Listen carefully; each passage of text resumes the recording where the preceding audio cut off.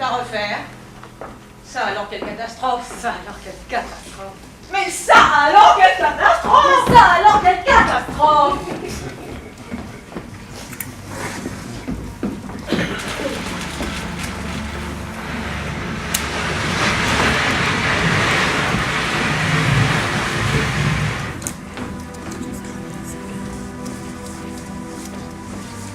Quelle tempête, Banco! On dirait que les arbres voudraient s'arracher à la terre avec leurs racines, pourvu qu'ils ne tombent pas sur la tête. Oh, et l'auberge la plus proche est à 10 kilomètres, et nous n'avons pas de cheval. La manie de la promenade à pied nous a entraînés trop loin. Et nous voilà surpris par l'orage. Nous ne sommes pourtant pas là pour parler de la pluie et du mauvais temps. Je vais voir s'il ne passe pas sur la route un chat muni d'une vache qui pourrait nous prendre. Je vous attends ici.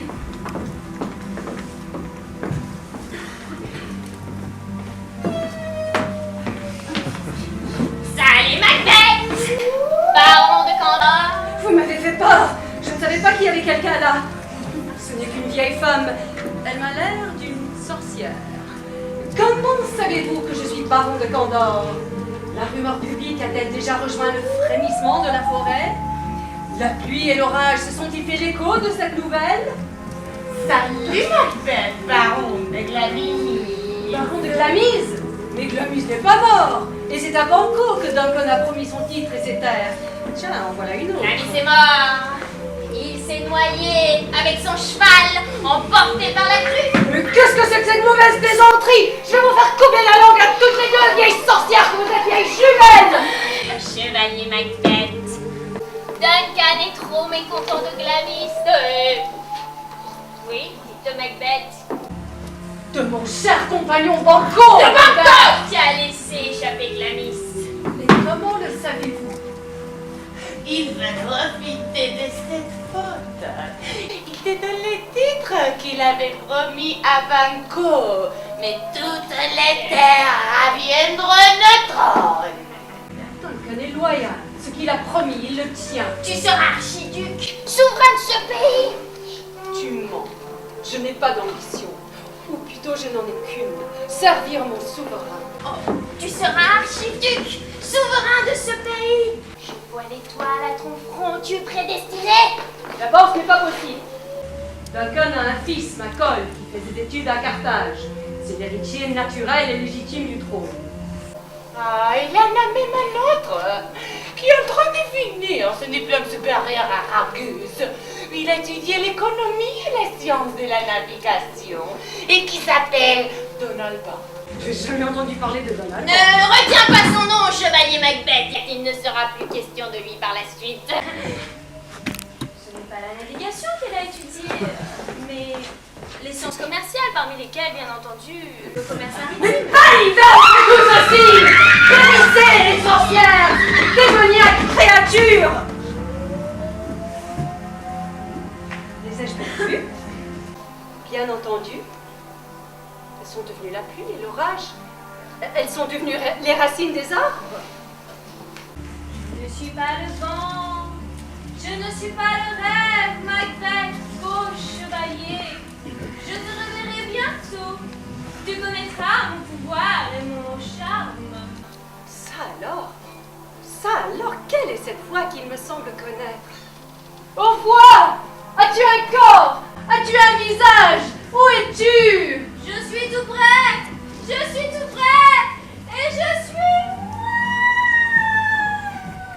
Au revoir, Macbeth. Je frémis. Est-ce la pluie?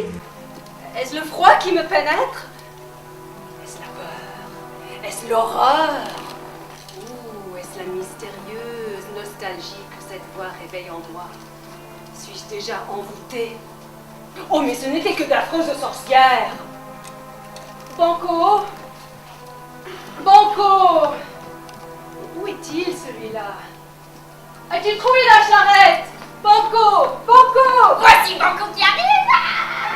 Car Macbeth et Banco, ils ne sont pas ensemble, ils se tuent l'un à la suite de l'autre. Ou bien, ils se cherchent.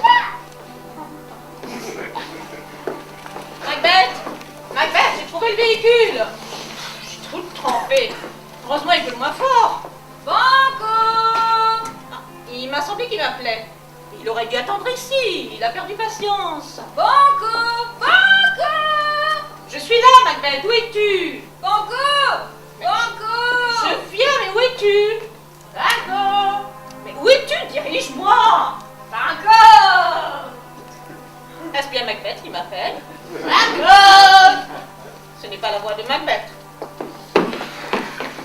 Salut, Banco! Que veut dire cette farce? Compagnon de Macbeth! Salut, Général Banco. Qui êtes-vous, hideuse créature? Que me voulez-vous? Si vous n'aviez pas l'air d'être des sortes de femmes, vous contempleriez déjà votre tête gisant à vos pieds sous vos yeux. Vous êtes moqué de moi. Fâchez pas, Général Banco! Comment savez-vous mon nom? Salut, Banco, qui ne sera pas baron de Glamy. Comment savez-vous que je devais l'être? Et comment savez-vous que je ne le serai pas? La rumeur publique a-t-elle déjà rejoint le frémissement de la forêt? Le vent et la tempête se sont-ils fait l'écho des paroles de Duncan?